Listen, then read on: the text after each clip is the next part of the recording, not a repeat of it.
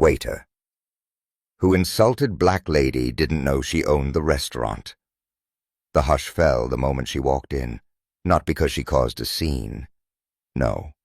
Miss Eloise McKinley didn't raise her voice, didn't wear diamonds, didn't need a reservation. She simply stepped through the polished doors of Whitaker's, Charleston's crown jewel of Southern fine dining, wearing a faded church dress and shoes older than some of the waitstaff. But her presence said she'd seen more sunrises than any man in the room had stories. And yet the young waiter barely looked up. He saw the color of her skin, the wear in her sandals, the tilt of her posture, and made a decision that history had taught this country to stop making, but hadn't. He led her without a word to the table by the kitchen door, near the heat, near the noise, out of sight, as if dignity could be silenced by placement. The diners went back to sipping wine. But one thing nobody in that room knew, not even the waiter, was this. The woman he tried to disappear owned the very floor he stood on. This wasn't just a meal. It was the beginning of something that would shake every soul in that restaurant. And if you listen closely, it might just rattle yours too. And if you listen closely, it might just rattle yours too.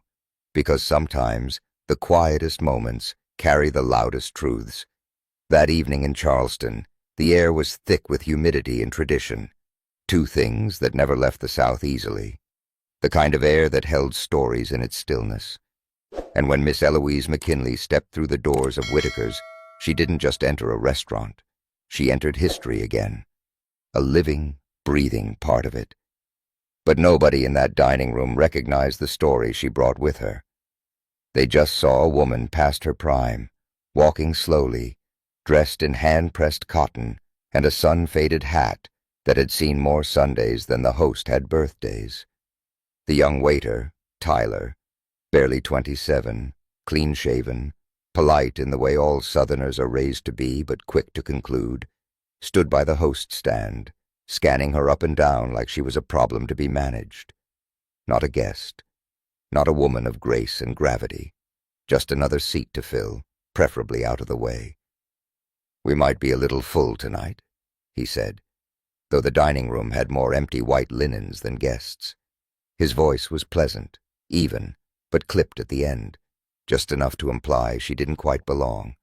Not tonight, not here.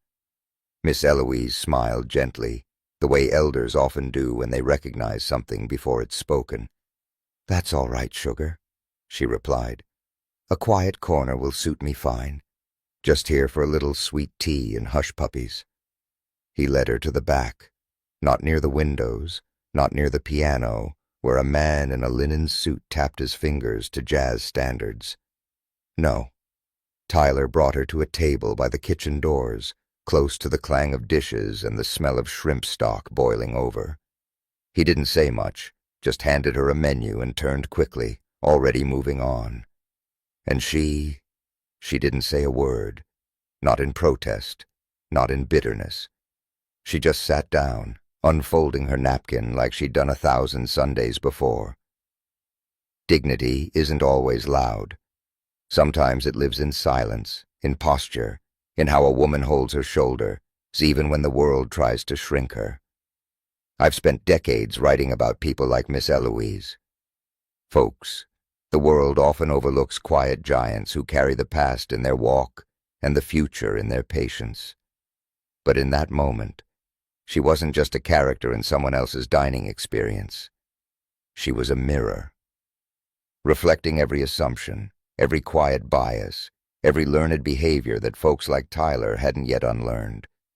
What Tyler didn't know, what nobody in that restaurant knew, was that Miss Eloise McKinley wasn't a tourist, and she sure wasn't lost. She was home. Her father had helped lay the first bricks of Broad Street after the war. Her name was written into deeds and foundations, into the soil beneath the very kitchen where she was seated. Whitaker's didn't just serve food on land her family owned. It stood because her people endured. But that's the thing about power. It doesn't always arrive in tailored suits or six-figure watches. Sometimes it comes in the shape of a woman with tired feet and a memory sharper than a paring knife. Sometimes it walks in through the front door, without fanfare, and waits quietly by the kitchen, just to see how the world reacts when it doesn't recognize its roots. So yes, this story might shake you. Not because it's loud or cruel or sensational, but because it's familiar. Because somewhere, deep in your memory, you've seen this happen before. Maybe you've lived it. Maybe you've caused it. But tonight, through Miss Eloise, you get to witness it. And maybe, just maybe, change something before the next time it happens. Because this wasn't just about where she was seated. It was about what we all still carry into the room, and whether we're finally ready to set it down. He didn't mean to offend her. At least, that's what Tyler would have said had someone confronted him. He would have smoothed his apron, adjusted his name tag, and explained that he was just doing his job, just trying to keep the atmosphere right, the energy polished, the clientele comfortable. But that's the thing about prejudice in places like this. It doesn't always shout. Sometimes it whispers. It slips between gestures. It hides in politeness. When Tyler escorted Miss Eloise to the back of the dining room, near the swinging kitchen doors, he thought he was being efficient, thought he was being helpful. He didn't register the weight of what he was doing. He didn't think about the message that kind of placement sends to a guest who has lived through eras when out of sight wasn't just a preference, it was policy. He didn't notice the glance from the older man at table 9, the retired judge who paused his bourbon mid-sip, or the way a black couple 2 tables over exchanged a glance of quiet understanding, the kind of look that says, same story, different day. But Miss Eloise noticed. She noticed it all. She always did. She saw the way the waiter avoided eye contact after placing her menu. She felt the glances, the hush that fell for a half-second too long. She even caught the faint murmur from the hostess stand. "Why didn't he just tell her we're booked?" someone muttered. It wasn't said cruelly, but it didn't need to be. Still, she didn't flinch. She didn't stiffen. She didn't make a scene. Because a woman like Miss Eloise had learned decades ago that some people measure worth by shoes and skin and seating charts, and she'd spent a lifetime outgrowing the need to prove herself to those people. She knew who she was, and she knew that some lessons can't be taught with words. They have to be revealed. So she ordered banana pudding, and she smiled when the young server, different from Tyler, blinked in surprise. "Before dinner?" he asked. "Why not?" she replied, her voice like summer thunder, gentle but full of history. "Dessert makes the waiting sweeter."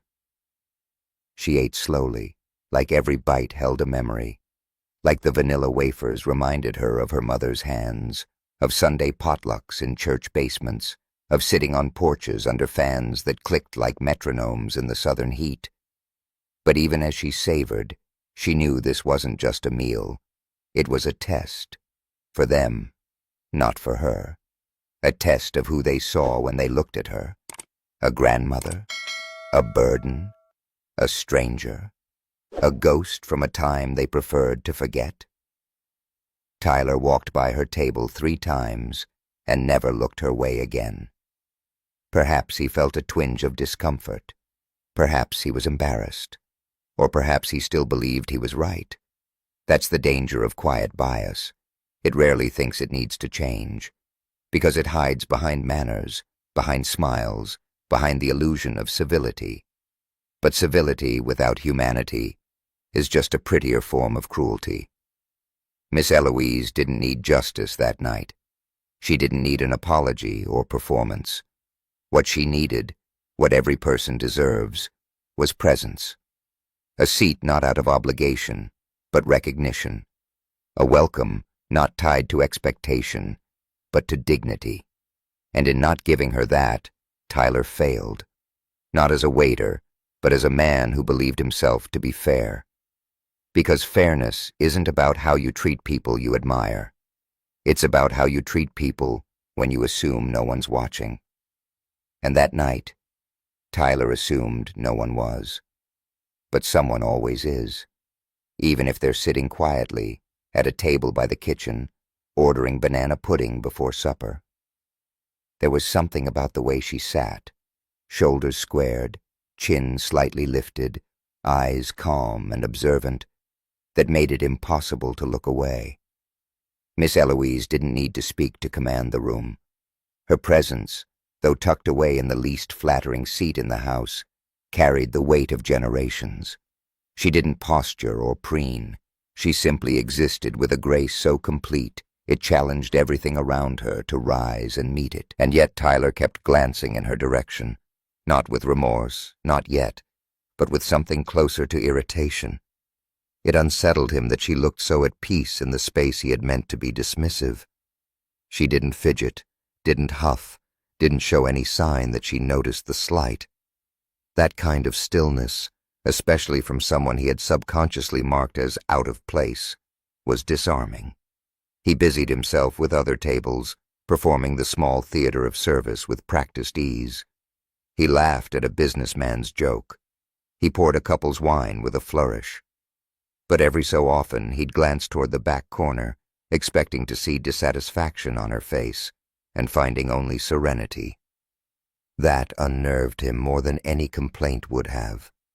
What Tyler didn't understand, what many never do, is that Miss Eloise's calm wasn't passivity. It was mastery. It was the kind of self-possession born not from privilege, but from survival. From standing tall through a world that had tried again and again to make her small. She had already fought her battles, swallowed her pride in rooms colder than this one, and buried people who had been denied even the simple dignity of being seen. She had no interest in proving anything, but her stillness spoke, loudly. Other diners began to take notice. A woman in pearls stopped mid-sentence and watched. An older gentleman slowly stirred his coffee and kept glancing her way, not because she was disruptive, but because there was something undeniably magnetic about her restraint. She didn't belong in the kitchen, not because of status or wealth, but because she carried herself like someone who knew where she came from and wasn't afraid of where she stood. And that, in a room full of people busy pretending to matter, was more powerful than all the noise. Even the young server who had taken her dessert order seemed to feel it. He slowed when he passed her table, not out of obligation, but out of respect. Her smile toward him, small, knowing, wasn't meant to teach a lesson, but it did. In a society that often mistakes volume for value, Miss Eloise reminded the room of something older, something truer. That dignity doesn't need to shout, that the most profound resistance is sometimes choosing not to leave when you're made to feel unwelcome, but instead to stay, gracefully, purposefully, and without apology. By the time the hush puppies arrived, something had shifted. Not in her, in the room. Conversation softened. The jazz felt slower. There was an awareness hanging in the air, though no one could quite name it. Only that the woman by the kitchen had become the moral center of the evening, and no one dared disturb it. She didn't scold. She didn't correct. She simply remained. And in doing so, she rewrote the room's energy, turned judgment into curiosity, and silence into reflection. Not by force, but by being exactly who she was, unmoved, unbothered, unforgettable. The shift didn't come with a bang. It came with a quiet shuffle of polished shoes, a tightening of a tie, and the low murmur of the general manager's voice as he stepped into the dining room. Mr. Landry was a man who knew the weight of silence. He'd been in the service industry long enough to read a room the way a preacher reads a congregation, and that night he felt something was off the moment he came out of his office. It wasn't the music or the pace of service. It was something more subtle, but unmistakable, a current of discomfort beneath the veneer of civility. He scanned the room, eyes landing on the back corner, where Miss Eloise sat with her hush puppies cooling before her and the last of her sweet tea gathered in a ring of condensation on the linen tablecloth. She hadn't moved much. She hadn't needed to, but her presence had already stirred something beyond her table. Landry turned toward Tyler, who stood near the host stand, fiddling with a tablet. "Did a woman come in alone earlier this evening?" he asked. Tyler glanced up, uncertain. "Yes, ma'am. Older black woman. I seated her. No reservation." Landry's jaw clenched, just slightly. "That's Miss Eloise McKinley." There was a pause, just long enough for the room to inhale. Tyler blinked, the name landing on him like rain he didn't expect. "Should I know her?" Landry's voice stayed low, but his tone cut clean. "She owns the building. This restaurant leases from her family trust." And with those words, the air shifted. Across the room, plates paused mid-air. Forks slowed. Mr. Bennett, the retired judge at table 9, looked over his glasses with something between awe and confirmation. The couple in the corner who had exchanged that knowing glance now shared another, a look of quiet vindication. And Tyler. Tyler didn't move. The floor felt different beneath him now, heavier. He had seated her by the kitchen, the woman who held the very deed to the land under his feet. Landry didn't wait for him to process it. He moved to Miss Eloise's table, adjusting his tie one last time before he stopped just beside her. "Miss Eloise," he said gently, "I am deeply sorry for the way you were greeted this evening." She looked up, her face soft, her eyes unwavering. "Landry," she said, calm as ever, "I've had worse welcomes in finer rooms, but I came here for hush puppies, not trouble." "That may be," Landry replied, his voice catching just slightly, "but this house is supposed to know better." She smiled, not triumphantly, but kindly. "Houses don't know better, son. People do. Eventually." There was no blame in her voice, but the truth of her words clung to the air. Around them, the other diners listened, not because she raised her voice, but because they couldn't look away. Her presence, already powerful in its restraint, now carried context. Legacy. Ownership. She didn't have to prove anything. She never did. But in that moment, the room realized who she was. Not just the owner of a building, not just a name on a deed. She was history made flesh, seated beside a swinging door, reminding everyone that dignity is not something granted. It is carried. Tyler stood frozen at the host stand, unsure where to look. His training hadn't prepared him for this. He had misread the room, and more importantly, the woman. Not just in status, but in worth. And Miss Eloise, in her quiet way, had revealed a deeper truth. When you dismiss someone based on what you see, you risk missing everything they are. She didn't come to make a statement, but one had been made nonetheless, and nothing in that dining room would feel the same after. There was no grand speech, no public scolding, no raised voices. Miss Eloise didn't need that. She'd seen far too much of the world to waste energy proving anything to anyone. But her stillness, her grace, and the truth of who she was had already reshaped the air in that dining room. And as the hush settled back into the corners, it wasn't fear that followed. It was reflection. Landry turned to his staff and spoke just loud enough to be heard by the nearby tables, his voice steady. "From now on, everyone who walks through that door gets a seat of respect, not because of who they might be, but because of who they already are." Miss Eloise didn't nod. She didn't need to. She simply took another sip of her now warmed sweet tea, her fingers relaxed on the edge of the cup, as if the moment had passed through her, not over her. Tyler stood at the edge of the room, still trying to swallow the weight of his mistake. He felt something unfamiliar pressing against his chest. Not just embarrassment, but something deeper. Shame, maybe. and beside it, the slow, rising ache of realization. What he had done wasn't just poor service. It was a failure of seeing, of recognizing someone's humanity, of listening with more than ears. And yet, Miss Eloise had offered no punishment. She had offered presence, and somehow that cut sharper than any reprimand. It would have been easier if she'd been angry, he thought, if she'd demanded a better table, raised her voice, or called him out. But instead, she gave him the hardest thing to carry, the chance to realize the truth on his own. A few minutes later, as her meal came out, plate warm, hush puppies crisp, Landry himself placed it in front of her. "Let me know if you need anything at all," he said with quiet sincerity. She smiled softly. "Thank you. This is more than enough." She began to eat, slowly, methodically, as if she were still allowing the room to settle.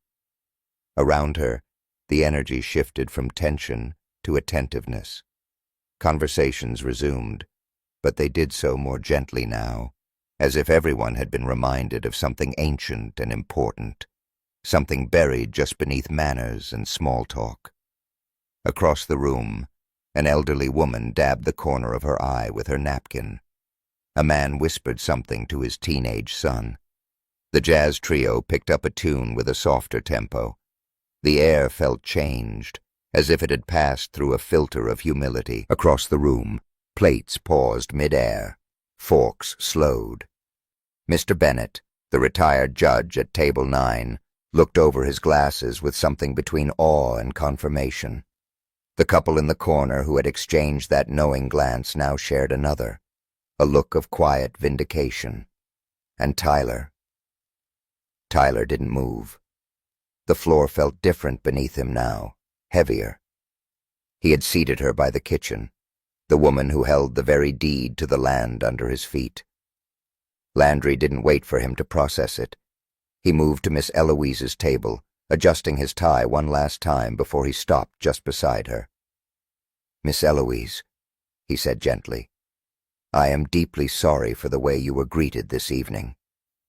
She looked up, her face soft, her eyes unwavering. "Landry," she said, calm as ever, "I've had worse welcomes in finer rooms, but I came here for hush puppies, not trouble." "That may be," Landry replied, his voice catching just slightly. "But this house is supposed to know better." She smiled, not triumphantly, but kindly. "Houses don't know better, son. People do. Eventually." There was no blame in her voice, but the truth of her words clung to the air. Around them, the other diners listened, not because she raised her voice, but because they couldn't look away. Her presence, already powerful in its restraint, now carried context, legacy, ownership. She didn't have to prove anything. She never did. But in that moment, the room realized who she was, not just the owner of a building, not just a name on a deed. She was history made flesh, seated beside a swinging door, reminding everyone that dignity is not something granted, it is carried. Tyler stood frozen at the host stand, unsure where to look. His training hadn't prepared him for this. He had misread the room, and more importantly, the woman, not just in status, but in worth. And Miss Eloise, in her quiet way, had revealed a deeper truth.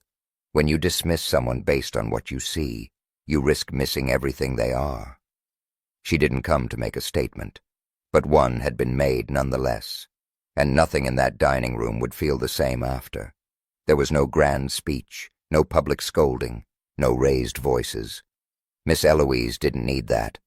She'd seen far too much of the world to waste energy proving anything to anyone.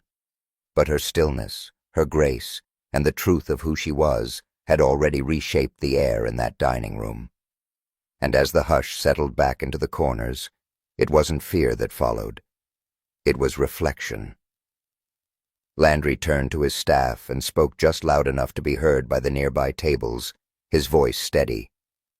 "From now on, Everyone who walks through that door gets a seat of respect, not because of who they might be, but because of who they already are. Miss Eloise didn't nod. She didn't need to. She simply took another sip of her now warmed sweet tea, her fingers relaxed on the edge of the cup, as if the moment had passed through her, not over her. Tyler stood at the edge of the room, still trying to swallow the weight of his mistake. He felt something unfamiliar pressing against his chest. Not just embarrassment, but something deeper. Shame, maybe. And beside it, the slow, rising ache of realization. What he had done wasn't just poor service. It was a failure of seeing, of recognizing someone's humanity, of listening with more than ears. And yet, Miss Eloise had offered no punishment. She had offered presence. And somehow, that cut sharper than any reprimand. It would have been easier if she'd been angry, he thought.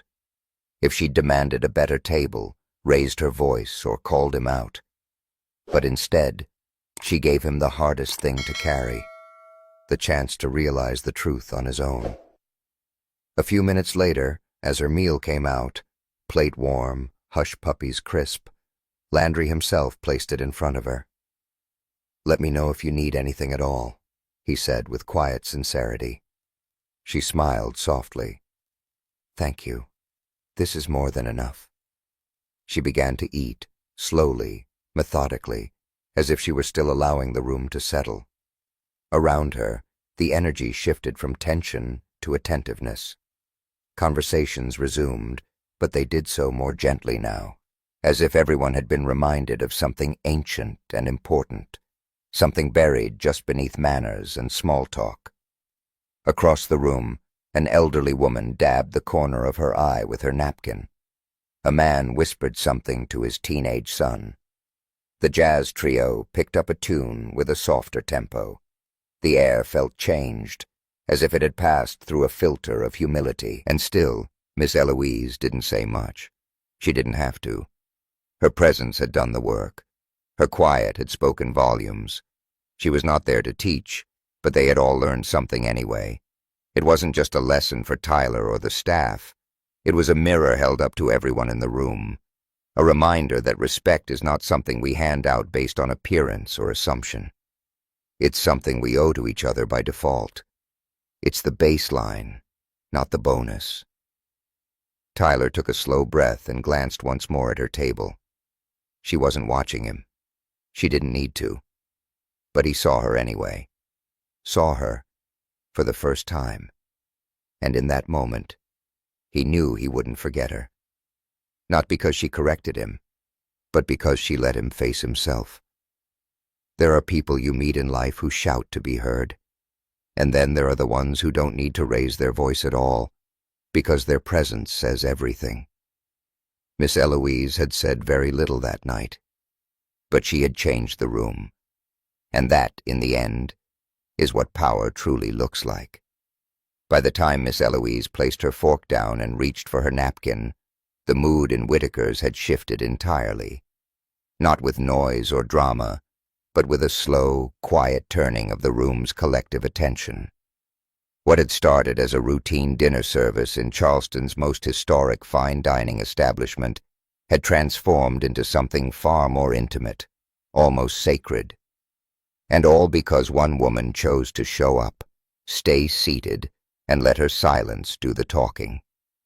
As the last bite of her hush puppies vanished, and the final note from the jazz trio drifted across the dining room, Landry stepped forward once more, this time not as a manager performing his duties, but as a man deeply moved.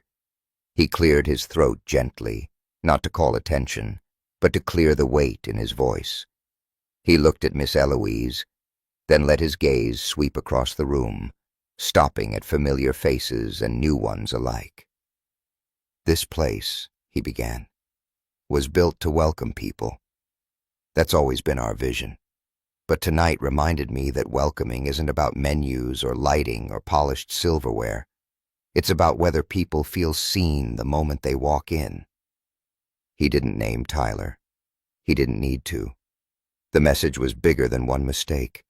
It reached everyone, servers, guests, and even the quiet man bussing tables who had paused mid-step to listen. Miss Eloise met his eyes. Her expression was soft, unreadable, but present, deeply present. "You reminded us of who we're supposed to be," Landry continued, his voice now steady, grounded, "and who we've still got work to become." There were nods around the room, subtle ones. A few patrons looked down at their plates. A couple across the room held hands under the table. No one clapped. No one needed to. The silence in that moment carried more weight than applause ever could. And then Miss Eloise stood. She didn't rush. She didn't linger. She simply pushed her chair back with the same quiet confidence she'd carried since the moment she arrived. She adjusted her purse strap over her shoulder, took one last look around the room, and offered Landry a nod. Not of approval, but of understanding. He'd done the right thing. Not the perfect thing, but the right one. And that mattered more. As she made her way toward the front door, guests turned subtly in their chairs. Not to stare, to witness. There's a difference. When she passed Tyler, he stood instinctively, unsure of what to say. But before he could open his mouth, Miss Eloise met his eyes. There was no scolding in her gaze, no bitterness, only clarity. "Next time," she said, her voice quiet but clear, "start from respect. It saves everyone the trouble." And with that, she walked out into the Charleston night. The door closed softly behind her, the bell giving one low chime, like punctuation. Inside, no one spoke for a few beats. The room was suspended, as if held gently in the moment she left behind. But slowly, the world resumed. Plates were cleared, coffee was poured. But nothing felt quite the same. There was a new rhythm to the evening, quieter, kinder, more awake. Tyler sat down alone for a moment in the staff alcove, hands folded, not because he'd been scolded, but because he'd been seen. And when a lesson arrives like that, without shame, but with truth, it stays with you longer. Because the real change doesn't happen in policies or apologies. It happens in moments like these, small, human, unforgettable. That night, Whitaker's didn't just serve dinner. It learned how to serve people. And somewhere out there, walking steadily under the southern stars, Miss Eloise carried nothing but herself. And that was more than enough.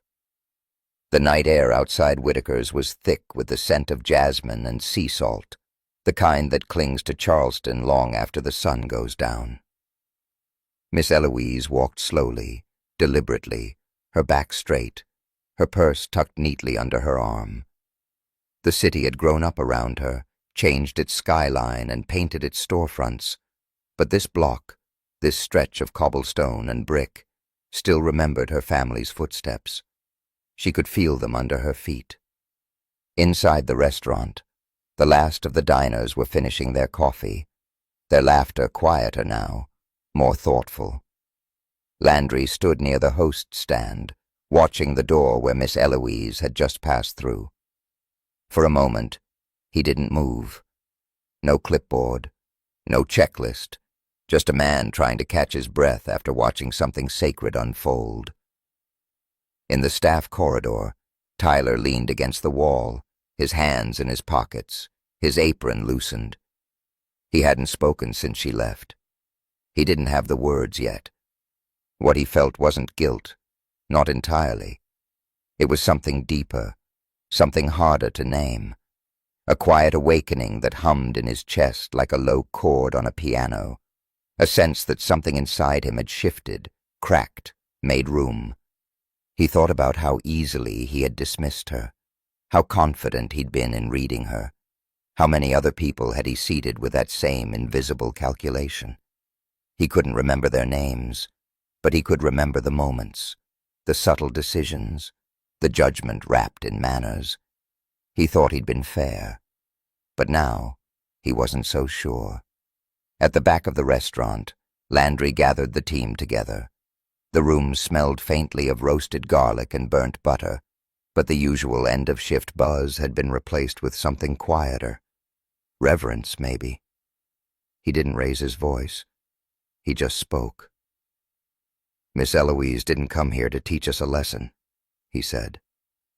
But she did. He let the silence settle. And not just about hospitality, about humility, about presence, about the difference between service and servitude. Some of the younger staff nodded, unsure what to say but feeling the weight of the night. A few looked at Tyler, but not with blame, with curiosity, with a kind of quiet expectation. Tyler cleared his throat, the first sound he'd made in what felt like hours. "I didn't see her," he said. "Not really." No one spoke, but something in the room relaxed. Miss Eloise, in her quiet way, had touched every person in that building. She hadn't demanded respect. She had embodied it. She hadn't called out the failure. She had offered an opportunity for it to be corrected. And the beauty of it all was that her power didn't come from ownership or wealth, even though she had both. It came from knowing who she was so completely that no room could ever define her. Out on the sidewalk, under the low glow of the street lamp, she paused for a moment, taking in the familiar hum of the city she'd known since girlhood. She could have turned back. She could have demanded more. But she'd already given the room what it needed most. A reflection. The kind you don't forget.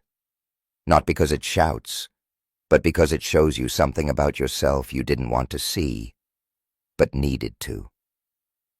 Back inside, the staff quietly returned to their closing duties. But nothing felt routine. The silverware clinked a little softer. The brooms swept a little slower.